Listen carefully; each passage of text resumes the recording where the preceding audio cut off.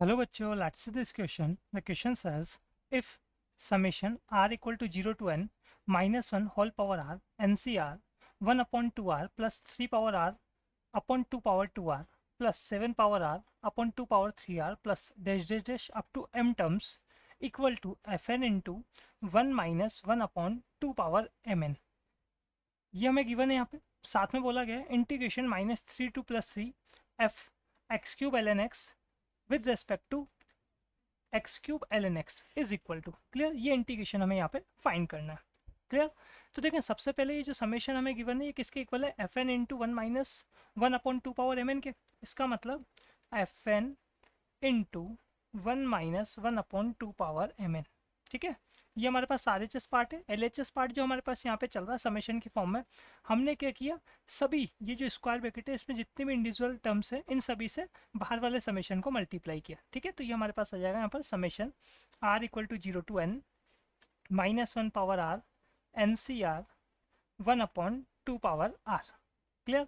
फिर second term देखेंगे हम यहाँ पे summation R equal to 0 to N minus 1 power R N C R 3 power R upon 2 power 2r plus again हम next term देखेंगे इसमें, ये हमारे पास हो जाएगा summation r equal to 0 to n minus 1 power r N C R 7 power r upon 2 power 3r। ठीक है, 7 power r upon 2 power 3r।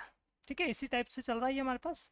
और कहाँ तक चल रहा है ये चल रहा है हमारे पास up to m terms, up to m terms.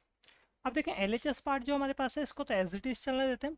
Are H S part में अगर हम बात करें तो हमारे पास ये किस तरीके की टर्म बन रहा है, देखो सिंपल है हमारे पास a minus b whole power n, उसका जो एक्सपांशन होता है ये उसी फॉर्म में बन रहा है। फर्स्ट टर्म में अगर मैं सिंपल 1/2 होल पावर आर कर दूँ तो ये a minus b whole power n की फॉर्म में बन रहा है। तो ये हो जाएगा हमारे पास यहाँ पर 1 माइनस 1/2 होल पावर एन। ठीक है, ऐसे सेकंड टर्म में हम 3/2 पावर 2 मतलब 3/4 होल पावर आर कर सकते हैं। ठीक है, तो ये हमारे पास हो जाएगा a minus b whole power n की टर्म में होगा। तो ये हो जाएगा हमारे पास यहाँ पे 1 minus 3/2 power 2 mean 4 whole power N. ठीक है, फिर नेक्स्ट पे बात करें तो ये हो जाएगा हमारे पास 1 माइनस, यहाँ हम 7 power R upon 2 power 3 R को 7/2 पावर 3 मीन 8, तो 7/8 होल पावर 8 कर सकते हैं। तो ये बन जाएगा 1 माइनस 7/8 और होल पावर हो जाएगी यहाँ पर n। ठीक है, इस टाइप से हमारे पास ये चल रहा है। और कहाँ तक, अप टू m टर्म्स तक, up to m terms. Clear. अब देखें इसके आगे हम बात करें 1 माइनस 1/2 होल पावर n, इसका मतलब ये 1/2 होल पावर n हो गया हमारे पास। प्लस नेक्स्ट है हमारे पास 1 माइनस 3/4, तो ये हो जाएगा 1/4 होल पावर n। फिर नेक्स्ट हो जाएगा हमारे पास यहाँ पर 1/8 होल पावर n प्लस ये जा रहा है हमारे पास अप टू m टर्म्स। अब यहाँ हम देखेंगे ये जो हमारे पास है ये क्या है, जीपी, ये प्रोग्रेशन है, जीपी प्रोग्रेशन। ठीक है, ज्योमेट्रिकल प्रोग्रेशन। इसमें फर्स्ट टर्म हमारे पास 1/2 होल पावर n हो गया। किसी भी टर्म से अगर मैं लास्ट टर्म को डिवाइड करूँगा यहाँ पे, ठीक है, तो हमारे पास कितना आ रहा है यहाँ पे, यहाँ आ रहा है हमारे पास 1/2 होल पावर n। क्लियर। तो ये अगर हम बात करें ये हमारे पास क्या हो गया कंप्लीट, यहाँ नोट कर सकते हैं हम, दिस इज अ जीपी इन विच, इसमें अगर हम फर्स्ट टर्म की बात करें तो फर्स्ट टर्म कैसा हो जाता है हमारे पास, फर्स्ट टर्म है 1/2 होल पावर n। ठीक है, 1/2 होल पावर n। और कॉमन रेशियो की अगर हम बात करें यहाँ पर, जिसे इन जनरल हम r से डिनोट करते हैं। ठीक है, ये नोट किया हमने यहाँ पर कॉमन रेशियो, कॉमन रेशियो। ठीक है, कॉमन रेशियो को हम इन जनरल r से डिनोट करते हैं, लेकिन यहाँ पे r पहले से चल रहा है तो मैं कैपिटल R से डिनोट कर लेता हूँ। क्लियर। तो कॉमन रेशियो क्या हो जाएगा, किसी भी टर्म में उससे पिछली वाली टर्म को डिवाइड करें तो वो भी वही सेम वैल्यू आ रही, 1/2 होल पावर n। ठीक है, अब देखिए यहाँ पे अगर हम बात कर रहे हैं तो ये m टर्म्स तक का हमारे पास क्या चल रहा है, m टर्म्स तक का सम चल रहा है। ठीक है, तो उसके इक्वल का फॉर्मूला अप्लाई कर लेते हैं।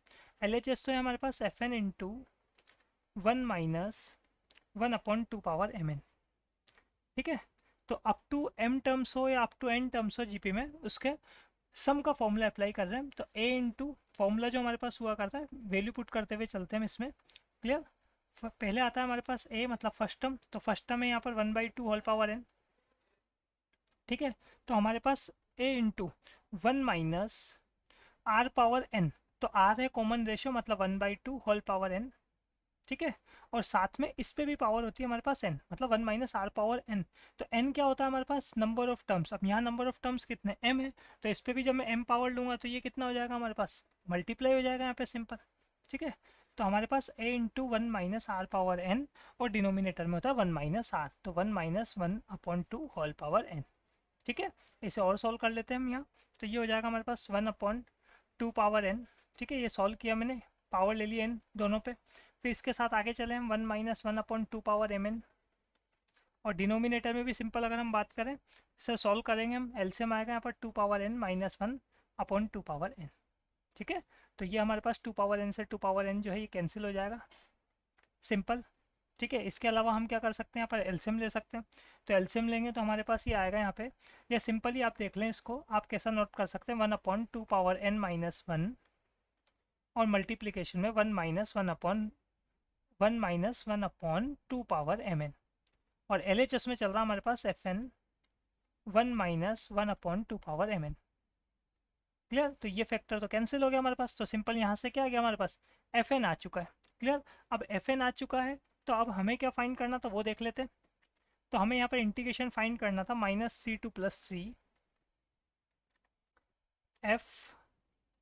f(x³ ln x), इसका इंटीग्रेशन करना है किसके रेस्पेक्ट में, x³ ln x के रेस्पेक्ट में। ठीक है, यही है, देख लें आप यहाँ पर। क्लियर, अब यहाँ क्या करते हैं, वैल्यू पुट करते हैं, तो -c2 + 3, ये तो हमारे पास लिमिट हो गई। अब fn हमारे पास आया 1/2 पावर n माइनस 1, तो f(x³ ln x कैसा हो जाएगा, 1/2 पावर में आ जाएगा x³ ln x। ठीक है, तो x³ ln x, ये पावर में आ गया हमारे पास -1, और इसका हम क्या कर रहे हैं यहाँ पर, इंटीग्रेशन कर रहे हैं x³ ln x की फॉर्म में। ठीक है, या x³ ln x के रेस्पेक्ट में, तो x³ ln x हमारे पास आ जाएगा यहाँ पे। ठीक है, x³ ln x।